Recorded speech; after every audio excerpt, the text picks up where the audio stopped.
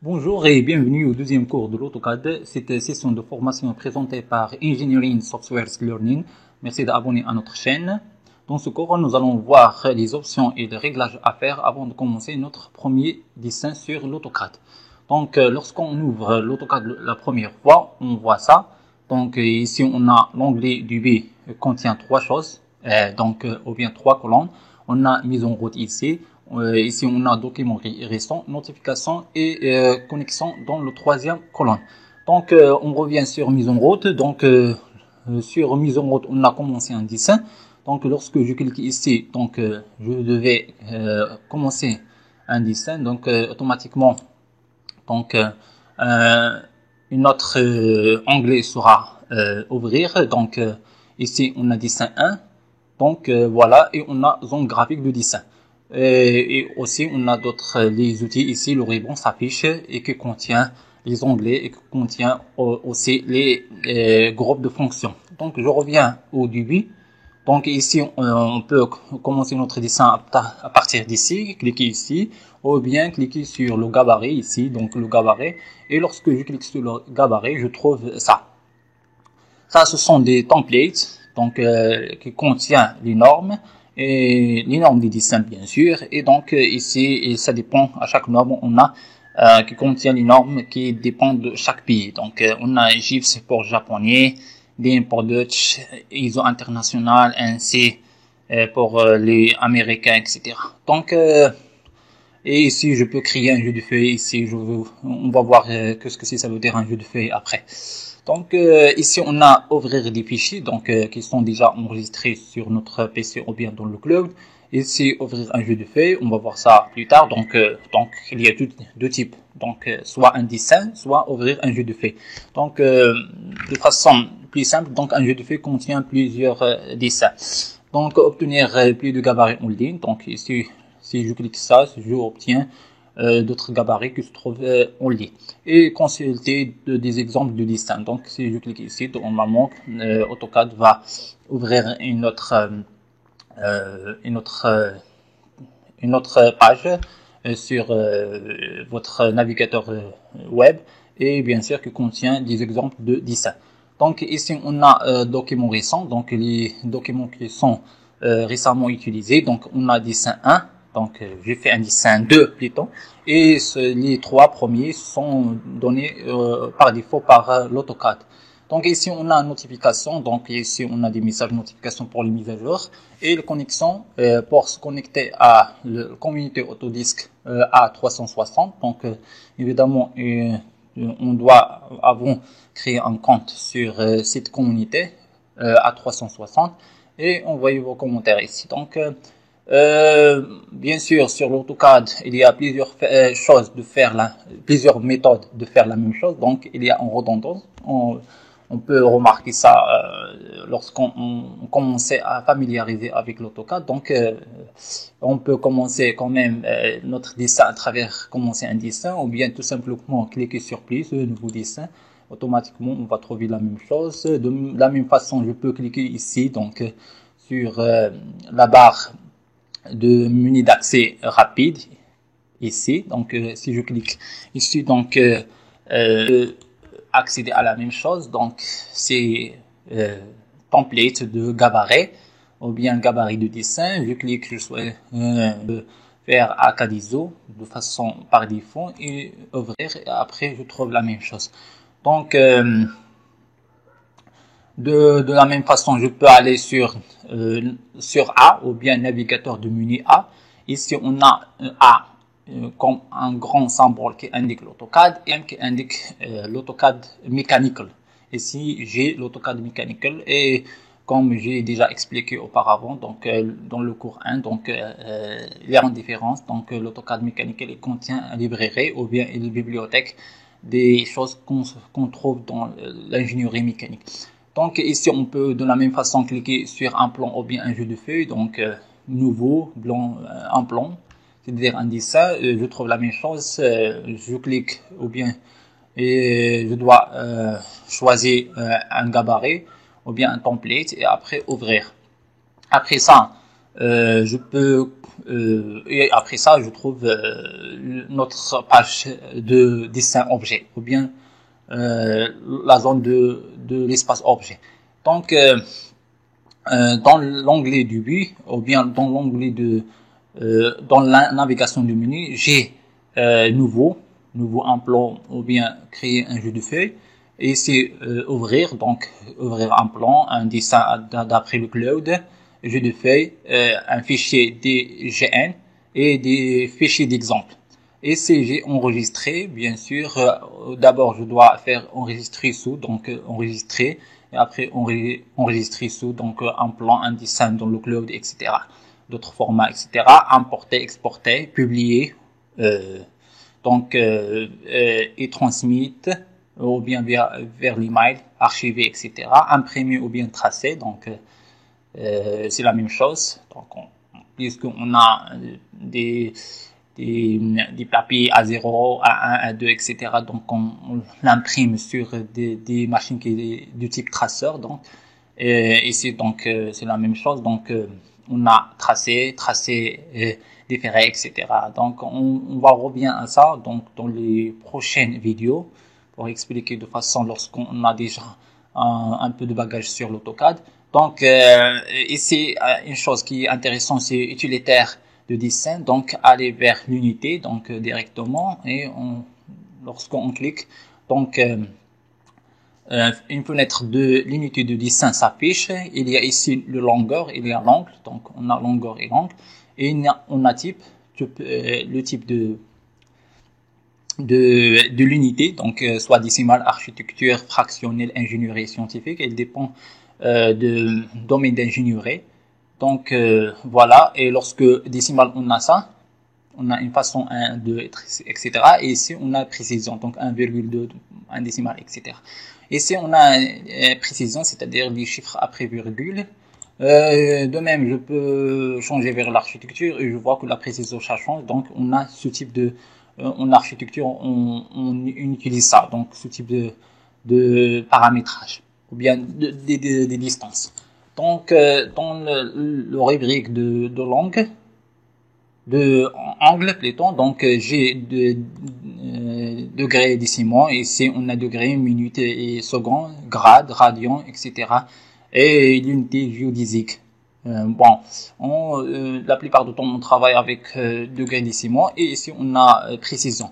Quand même on a dans le précision, je vais laisser 0, donc c'est rarement qu'on utilise 0,1 un chiffre après virgule, donc je vais laisser seulement à 0, donc il n'y a pas de chiffre après virgule. Et dans le type, puisque je travaille sur les parties mécaniques, je vais laisser décimale, et après tu peux de précision quand même un chiffre après virgule, ça sera largement suffisant. Pour l'unité, donc je peux choisir pouce, pied, etc. Ça dépend, est-ce qu'un américain ou bien électrique, ou bien américain, ou bien française, ou bien l'international. Donc je vais laisser dans le domaine mécanique, on travaille fréquemment avec millimètres, donc je vais laisser millimètres.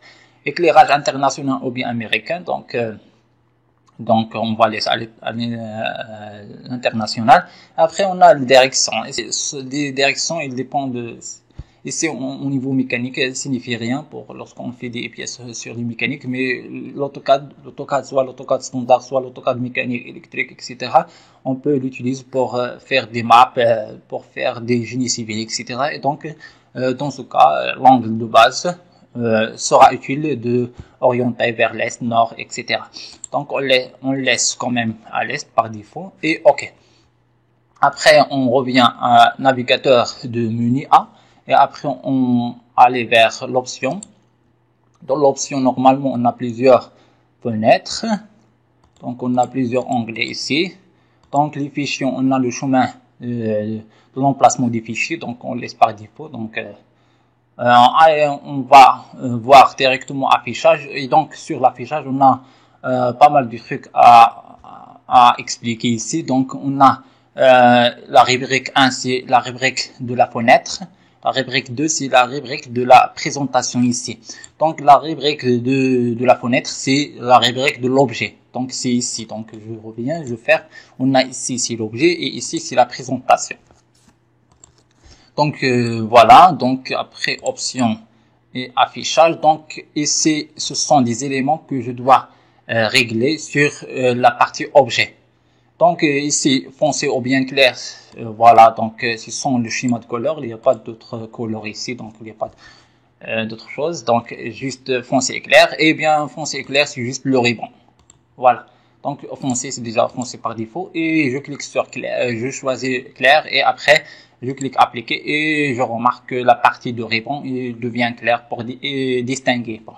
Quand même je laisse avec français, je pense que c'est plus pratique.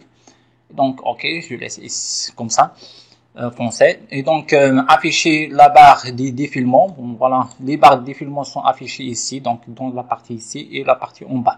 Donc j'affiche quand même, donc applique, et je vois ici que j'ai la barre de défilement ici. Utiliser les grands boutons pour les barres du dessus, on va voir ça plus tard. Donc et de la même on a rétablir la taille par défaut des icônes. On remarque ici on a normalement on a ça, donc on voit ici rétablir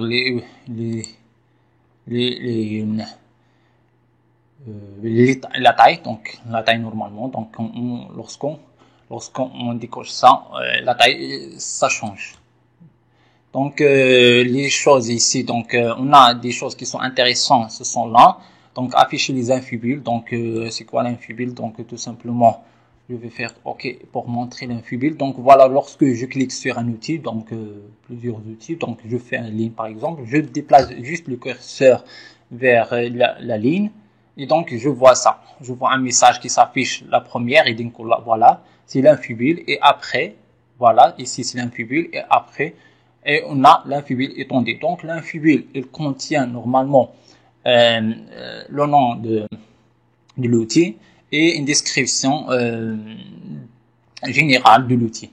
Après, on a l'infubule étendue, il donne la manière de utiliser ce outil-là. Donc, et après en bas, donc en bas, on a ici ligne ou bien line.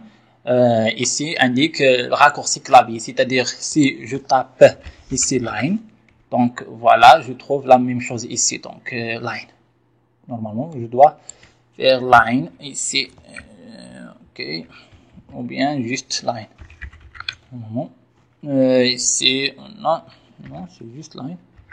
Et non, donc normalement, je dois, ok, je vais quand même, on doit faire line, donc ici c'est tout à fait line.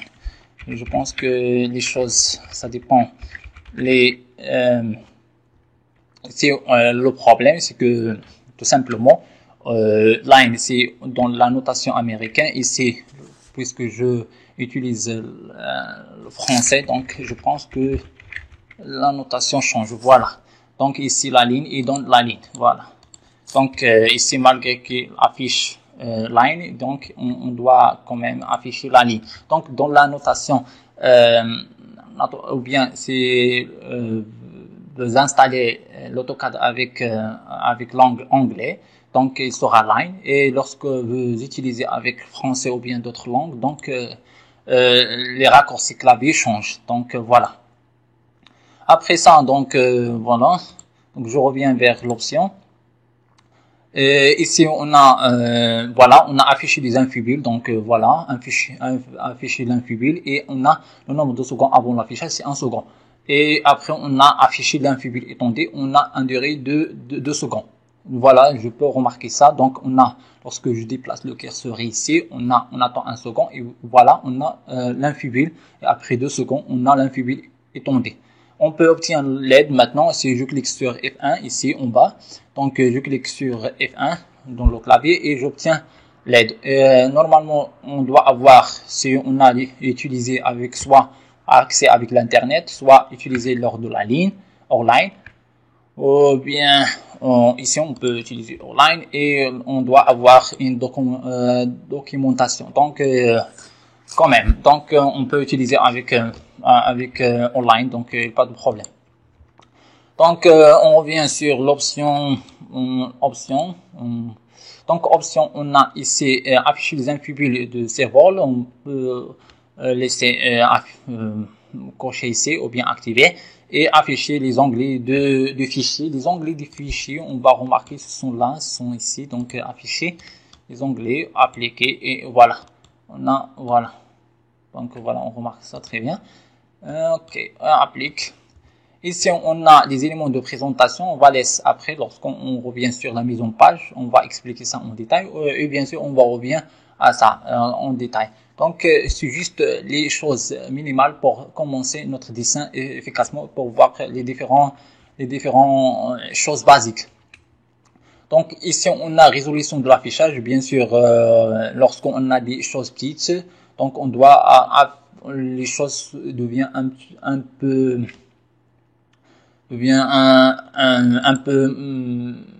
mal précis. Donc, je fais certains au niveau de cercle et de l'arc. Donc, je fais une démonstration. Ici, on a un cercle. On voit clairement qu'il y a un cercle. Mais si je fais une contrainte de distance et je change vers 0,5 par exemple, et voilà, il devient très petit. Et lorsque je zoome, voilà, donc on a un défaut ici il devient un hexagone.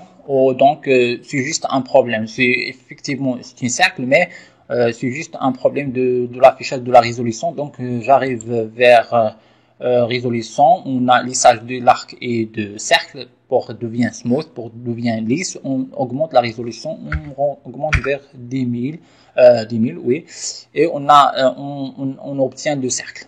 Donc voilà. Donc après on a segment de ligne et courbe pour les lignes, etc. Ce sont des résolutions de l'affichage. Si on a un problème sur l'affichage, on doit aller ici et changer. On a la taille de la réticule. Bon, c'est quoi la réticule? Bon, tout simplement, voilà. Donc voilà, c'est le plus ici de blanc. Donc voilà, c'est le réticule. Voilà, on a la taille 5. On peut changer la taille pour voir. Augmente, voilà, vers 100 il devient des choses comme au niveau architecture, au niveau ingénierie architecture, donc comme une table d'architecture. Donc et le problème ici c'est que lorsqu'on fait une ligne droite, donc on ne voit pas la ligne, donc on ne peut pas remarquer la ligne ici. Donc je veux recommander de laisser la taille de réticule plus petit. Donc je reviens vers l'option. Donc, je reviens vers l'option. Je dois revenir vers l'option et je laisse par défaut 5, c'est OK. OK, j'applique. Ouvrir l'enregistrement, on va voir ça après. Donc, les choses qu'on va remarquer ici, que ce sont des versions de l'AutoCAD précédentes. Donc, les versions précédentes, bien sûr, j'ai l'AutoCAD 2017. Donc, je peux enregistrer en 2016, 2015, 2013, etc. Donc, il dépend, ça dépend de destinataire ou bien de client. Donc, lorsqu'on on va enregistrer, on va envoyer le dessin vers un client, on doit s'assurer que le client avoir la version exacte. Voilà, donc après tracer publier, donc on peut quand même faire un PDF Creator ou bien vers PDF ici pour imprimer sur la forme PDF. Donc après on aller directement vers dessin et on a la taille de l'autosnap, donc on va remarquer, on va montrer ça, la taille de l'autosnap et la taille du curseur carré. L'autosnap, voilà, donc ici, voilà, ce sont des autosnaps, ce sont des accrochages ou bien des autosnaps, donc c'est quand même, je dois cliquer ici, et lorsque je clique sur un outil cercle, voilà, on voit ici que j'ai des autosnaps en vert. Ce sont des autosnaps, où on peut appeler des accrochages pour assurer que la ligne est effectivement, dans ce cas-là, et en coïncidence avec ce point-là. Donc voilà, lorsque je crée la deuxième ligne, il sera en coïncidence avec la ligne précédente. Et voilà, donc les autosnaps, je peux changer quand même, augmenter la taille de l'autosnap. quand même. Bon, voilà, pour remarquer, il y a un manque de visibilité, donc on a voilà ça. Donc je reviens vers le curseur, quand même, je dois annuler. Voilà, c'est quand même, ok. Voilà, la taille du curseur, c'est tout à fait, je vais augmenter ça et on remarque. Normalement, la taille du curseur sera augmentée. Et la taille du curseur, c'est là, donc c'est qui se trouve au niveau de curseur. Donc c'est le carré qui se trouve sur la réticule. Après, on a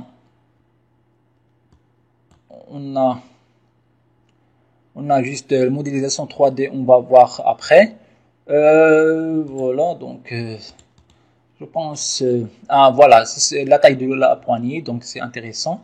La taille de la poignée, c'est quoi les poignées? Donc, c'est tout simplement, on va revenir à ça. On a la ligne, on va sélectionner la ligne et on a ça. Ce sont des poignées. Les poignées, on peut manipuler. À travers les poignées, on peut manipuler les éléments du dessin. Donc, ici, je peux étirer la ligne, je peux déplacer, je peux tirer ici, je peux orienter, etc.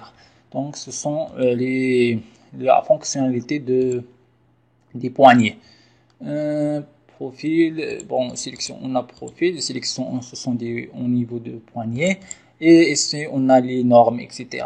Donc après ça, on va revenir à cette partie des options avancées, donc afin de maîtriser les choses qui sont avancées. Je reviens quand même sur des choses intéressantes, ce sont au niveau de l'affichage.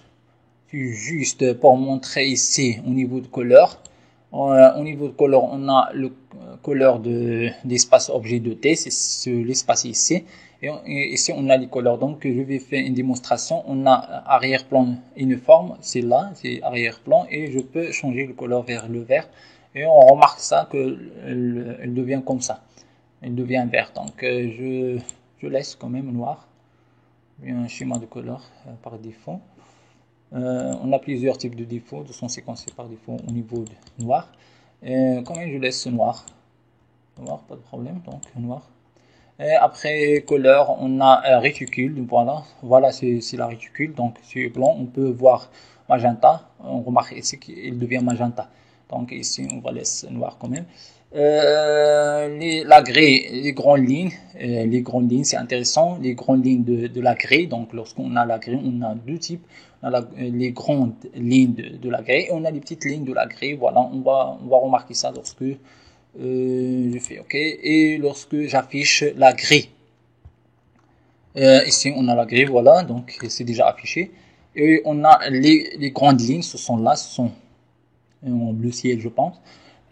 Couleur bleu ciel, je pense, ici. Et les autres sont en noir. Donc, je peux quand même aller vers option et changer vers couleur. Et après, ici, au niveau des petites lignes de la grille, change vers magenta peut-être pour identifier et faire cliquer OK et on a ça. Donc, quand même, pour le débutant, je la trouve plus intéressante pour les débutants d'utiliser la grille, de faire la distinction entre les grandes lignes ici et les petites lignes, les petits carreaux. OK, donc voilà, à travers cet réglage et voir les options, on peut commencer notre dessin maintenant. Donc voilà, dans la prochaine vidéo, on va voir les outils de dessin et après la barre d'accrochage. Merci et